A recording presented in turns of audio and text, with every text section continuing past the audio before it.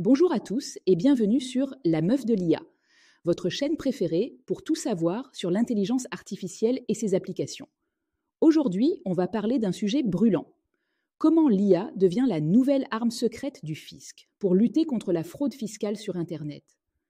Installez-vous confortablement, c'est parti! Avant tout, abonne-toi à ma newsletter IA, elle est gratuite pour découvrir plus de contenu exclusif sur l'IA. Avant de plonger dans le vif du sujet, faisons un petit rappel. La fraude fiscale, c'est toute action délibérée pour éviter de payer ses impôts légalement dus. Ça peut aller de la déclaration incomplète de revenus à des montages financiers complexes pour dissimuler des biens. Et attention, les sanctions peuvent être lourdes. Mais alors, comment l'IA entre-t-elle en jeu ? Eh bien, le fisc utilise désormais des algorithmes d'intelligence artificielle pour analyser des masses de données et repérer des comportements suspects. C'est un peu comme un détective super intelligent qui scrute les réseaux sociaux, les sites de vente en ligne et même les images satellites pour débusquer les fraudeurs. Concrètement, l'IA peut traiter énormément d'informations bien plus rapidement qu'un humain. Elle peut détecter des anomalies comme des signes extérieurs de richesse non déclarée ou des activités commerciales cachées.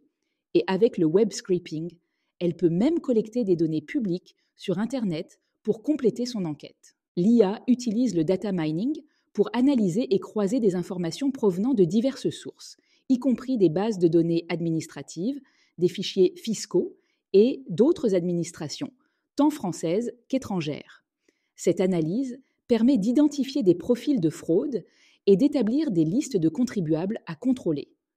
Une technique particulièrement innovante est le web scraping, qui a été mise en place à titre expérimental.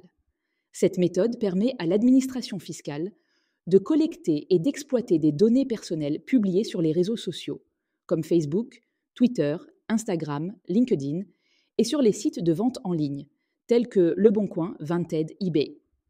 Ces données, qui doivent être accessibles publiquement, sans nécessité de connexion ou de mot de passe, sont utilisées pour détecter des domiciliations fiscales fausses, des activités professionnelles non déclarées et des activités de contrebande ou de contrefaçon.